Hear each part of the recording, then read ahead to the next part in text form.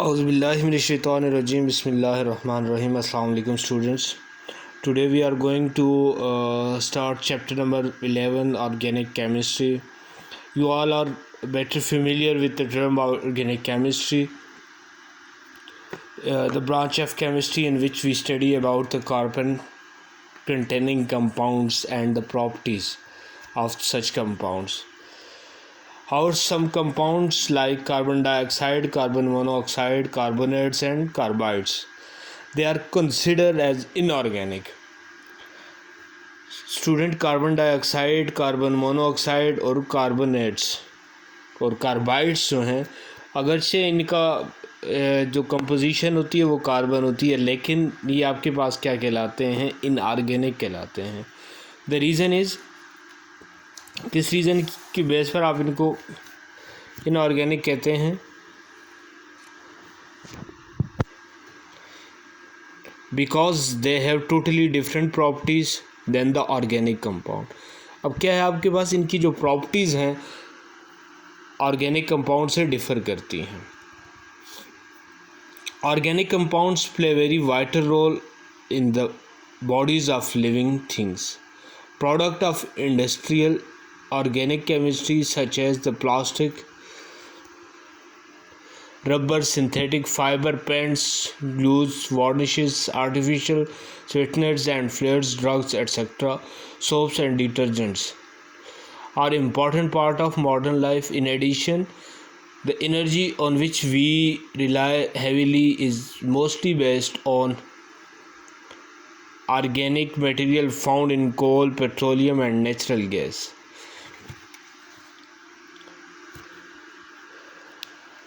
उसके बाद है आपके पास ऑर्गेनिक कंपाउंड्स की ब्रीफ स्टडी हम करेंगे.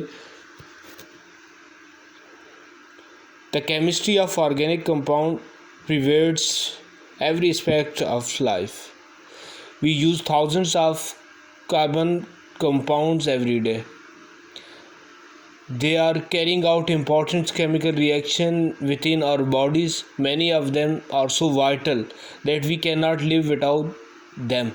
A detailed study of organic compound confirmed that carbon is their essential constituent in combination with hydrogen, oxygen, nitrogen, sulfur, phosphorus and halogens. They may also rarely contain metal atoms. Organic compounds are defined as the hydrocarbons and their derivatives.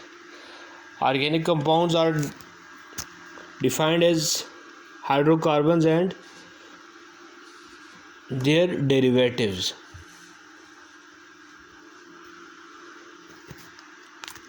Next is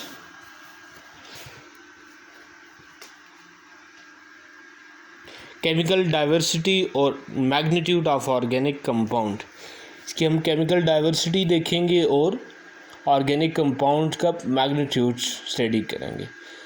अब student, you better know that carbon has 4 electron in its valence shell.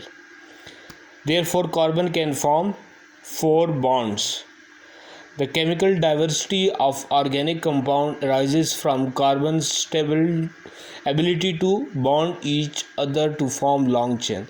अरे carbon जो आपके पास है student, उसके outer most shell के 4 electron हैं. Means कि वो क्या करती है, अपने आसपास के एटम्स के साथ 4 बॉन्ड बनाएगी. ये ही कार्बन की प्रॉपर्टी है कि वो लॉन्ग चेन्स बनाती है. ये अपने सराउंडिंग में लॉन्ग चेन बनाती है या बॉन्ड बनाती है, और इस प्रॉपर्टी को कहा जाता है catenation. The self linking ability of carbon.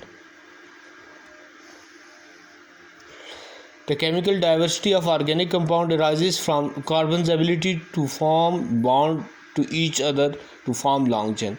Carbon आपस में क्या बनाते हैं? लॉन्ग चेन्स बनाते हैं, रिंग्स बनाते हैं, ब्रांच चेन बनाते हैं. इसको आप क्या कहते हैं? Catenation. This is called as catenation. The self linking ability of carbon is called as catenation. There appears to be almost no limits to the number of different structure that carbon can form. अब structure carbon के जो बन रहे हैं वो countless हैं, बहुत ज़्यादा हैं. On other no other element can compete with carbon in this regard. Catenation की जो प्रॉपर्टी है उसमें कोई दूसरा आपका एलिमेंट जो है वो कार्बन के साथ कम्पीट नहीं कर सकता, but only shorter one. Carbon chain में also contain thousands of carbon atoms. For this reason, carbon forms almost infinite number of molecules of various size, shapes and structure. Another reason for the large number of organic compound is the phenomena of isomerism. Now, what is isomerism?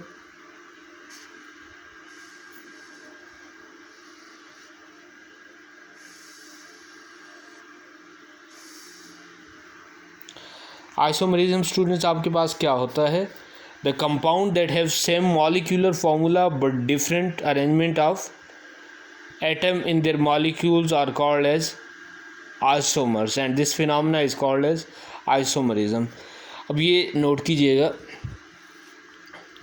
कि आपके पास ऐसे compound जिनका molecular formula तो same हो, अगर वो C2H4 है let's say, या C6H6 है, तो नंबर ऑफ़ जो एटम्स है वो तो सेम है, उनके नंबर ऑफ़ मॉलिक्यूल्स सेम है, लेकिन क्या अरेंजमेंट डिफरेंट हो रही है. फॉर एग्जांपल ये आपके पास है C4H10. अब इसको आप देख लें, एक अरेंजमेंट इसकी ये बन रही है और एक आपके पास ये है. ये एक स्ट्रेट चेन बन रहा है, इसको N-ब्यूटेन कहेंगे. आगे अब इसकी नेमिंग के ऊपर मुमकिन है कि आपको थोड़ा सा प्रॉब्लम हो, आगे इसको हम डिटेल में पढ़ेंगे कि कैसे इसको ब्यूटेन का नाम दिया गया. Methane, ethane, propane and butane. 1 carbon is methane, 2 carbon is ethane, 3 carbon is propane and 4 carbon is butane. N butane इसको कहा गया, n stands for normal butane. दूसरा आपके पास बना है, this is also the same one. You can count the number of carbon and hydrogen in. यहाँ पे आप देख लें कार्बन आपके पास कितने हैं, 1 2 3 and 4, राइट. H आप नोट करें,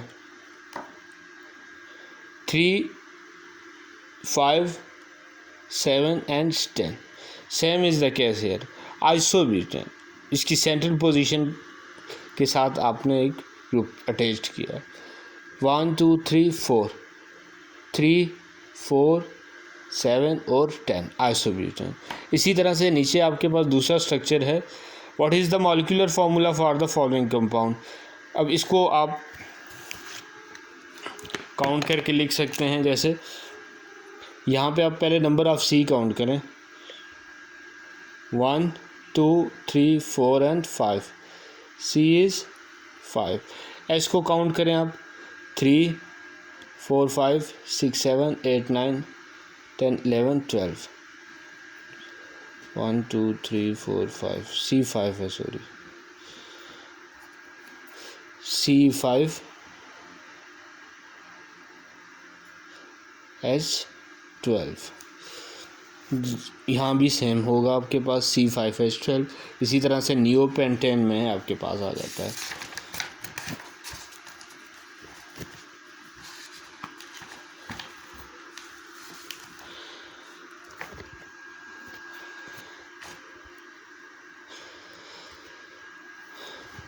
This means 3 compounds have molecular formula C5H12. As the number of carbon atom in each organic compound increases, the number of possible isomers also increases. यहाँ पे देखिए स्टूडेंट्स, यहाँ पे आपके पास नंबर ऑफ़ कार्बन 4 था, इसके 2 आइसोमर्स है. यहाँ पे नंबर ऑफ़ कार्बन आपके पास 5 आ रहा है, तो इसके कितने हैं, 1 2 and 3, 3 आइसोमर्स हैं. जितने नंबर ऑफ़ कार्बन आपके पास इंक्रीज़ होते जाएंगे उतने ही आइसोमर्स जो हैं आपके पास वो क्या होंगे, इंक्रीज़ होंगे. नंबर ऑफ़ आइसोमर्स जो हैं वो क्या होंगे, इंक्रीज़ होंगे.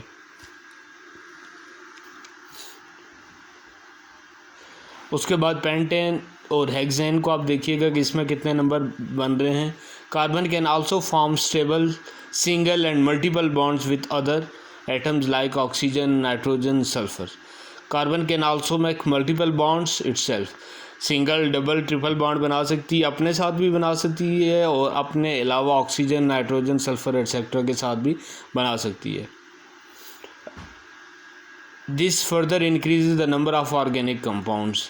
अब एक तो अपने साथ सेल्फ लिंकिंग एबिलिटी है, इसके अलावा कुछ और कंपाउंड्स हैं जिनके साथ ये बॉन्ड बना रही है. ऑक्सीजन, नाइट्रोजन, उसकी एग्जांपल आपको बताएं. तो इससे अब ऑर्गेनिक कंपाउंड की जो क्लास है वो और ज़्यादा बढ़ जाती है, उनकी डाइवर्सिटी जो है वो और ज़्यादा हो जाती है. In fact many common group of atoms can occur within organic molecules. These groups are called as functional group. That is why of more than 20 million known chemical compounds. These groups are also called as functional group. That is why of more than 20 million known chemical compounds, over 95% are compounds of carbon. Million of organic compounds are already known and new ones are being discovered every day. उसके बाद हम क्या करेंगे, organic compounds की properties पढ़ेंगे. उसमें हमने अक्रंस देखना है, कोवेलेंट नेचर है, ज़ाहिर वो कोवेलेंट बॉन्ड बनाते हैं. कंपोजिशन देखेंगे, उसके बाद उसकी मेल्टिंग बॉइलिंग पॉइंट देखेंगे, स्टेबिलिटी देखेंगे और सिमिलरिटी इन बिहेवियर, होमोलॉजी और लास्ट वन आपके पास जो है वो रिएक्शन रेट देखेंगे हम. इसका पहला पॉइंट है स्टूडेंट्स आपके पास अक्रंस. ज़्यादातर जो आपके पास ऑर्गेनिक कंपाउंड हैं उनका ओरिजिन लिविंग थिंग है, वो लिविंग थिंग्स से आता है. क्या है कि most of them comes from living things और from the things that were once living. या तो वो लिविंग थिंग्स से हैं या ऐसी चीज़ों से आएंगे, ऐसे सब्सटेंसेस से आएंगे, ऐसी बॉडीज से आएंगे जो कभी ज़िंदा थी. नेक्स्ट है आपके पास कोवेलेंट नेचर. अब ऑर्गेनिक कंपाउंड की नेचर है कि जनरली वो क्या होते हैं, कोवेलेंट होते हैं. कोवेलेंट बॉन्ड आपने पढ़ा होगा, म्यूचुअल शेयरिंग ऑफ इलेक्ट्रॉन, कि वो इलेक्ट्रॉन डोनेट नहीं करते या एक्सेप्ट नहीं करते बल्कि शेयर करते हैं. दे may have पोलर और नॉन पोलर बॉन्ड्स. अब उसमें पोलरिटी एग्जिस्ट कर सकती है, पोलर भी हो सकते हैं और नॉन पोलर भी हो सकते हैं. ये दोनों सिनेरियो इसमें आ सकते हैं. उसके बाद है कंपोजिशन के, उनका मेकअप कैसे, किस तरह से बने होते हैं. Carbon is the main constituent of organic compounds. Hydrogen is also frequently present in organic compound. On the other elements like oxygen, nitrogen, sulfur, phosphorus and halogens are also present in many organic compound. एक तो carbon उसका जो आप कहते हैं कि basic constituent है, लेकिन उसके अलावा आपके पास ऑक्सीजन, नाइट्रोजन, सल्फ़र, फास्फोरस और हेलोजन जो आपके पास हैं, salt farmer, fluorine, chlorine, bromine, iodine and astatine, वो भी ऑर्गेनिक कंपाउंड में प्रेजेंट होते हैं. नेक्स्ट है student melting and boiling point. अब जो ऑर्गेनिक कंपाउंड की जनरल नेचर है वो ही क्या होते हैं, वॉलेटाइल होते हैं. मींस के इनका लो मेल्टिंग और बॉइलिंग पॉइंट होता है, जल्दी से वो मेल्ट और बॉयल हो जाते हैं. नेक्स्ट है स्टेबिलिटी. ऑर्गेनिक कंपाउंड जो होते हैं आपके पास ज़्यादातर नॉन पोलर्स होते हैं नेचर में. Therefore they are also soluble in inorganic compounds. Non polars होते हैं और ये क्या होते हैं आपके पास ऑर्गेनिक सॉल्युबल होते हैं ऑर्गेनिक सॉल्वेंट. सॉल्वेंट आपको पता है जो सल्यूट्स को अपने अंदर डिज़ोल्व कर लेता है या जो सोल्यूशन में ज़्यादा अमाउंट में होता है. ये क्या करते हैं, ऑर्गेनिक सॉल्वेंट के अंदर क्या हो जाते हैं, डिज़ोल्व हो जाते हैं, like ether, benzene, carbon disulphide etcetera. Polar organic compounds are soluble in alcohol such as methyl alcohol, ethyl alcohol, propyl alcohol, butyl alcohol, आगे आप कह सकते हैं इसमें. उसके बाद सिमिलरिटी इन बिहेवियर, होमोलॉजी जिसको कहते हैं. There exist a close relationship between different organic compounds. This similarity in behavior has made the study of million of organic compound easier. अब आपके पास मिलियंस ऑफ ऑर्गेनिक कंपाउंड जो हैं exist करते हैं और उनमें क्या होता है, हर एक में क्लोज रिलेशनशिप है और उनकी के जो बिहेवियर में वो सिमिलरिटी पाई जाती है। इसी वजह से आप ऑर्गेनिक कंपाउंड की ह्यूज क्लास जो है उसको आसानी से स्टडी कर सकते हैं। They can also be classified into few families. A series of related compounds in which any two adjacent molecules differ by CH2 group is called as homologous series. This is important one. What is homologous series? A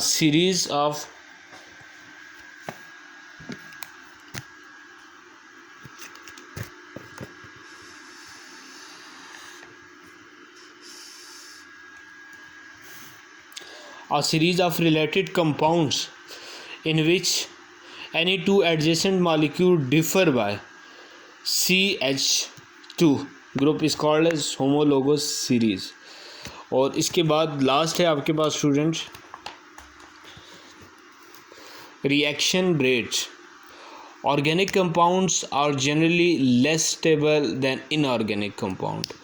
आपके पास जो inorganic compounds होते हैं वो generally क्या होते हैं, मोर stable होते हैं देन ऑर्गेनिक कंपाउंड। इनऑर्गेनिक ज़्यादा स्टेबल होते हैं than organic compound due to the covalent bonding in them. This reaction rate are often slow. अब क्या दो रीज़न बता दिए, एक ऑर्गेनिक कंपाउंड जो होते हैं वो लेस स्टेबल होते हैं इनऑर्गेनिक कंपाउंड की निस्बत। रीज़न क्या होती है कि उनमें कोवेलेंट बॉन्ड पाया जाता है और दूसरा क्या होता है कि उनका रेट ऑफ रिएक्शन जो है वो स्लो होता है। Thank you.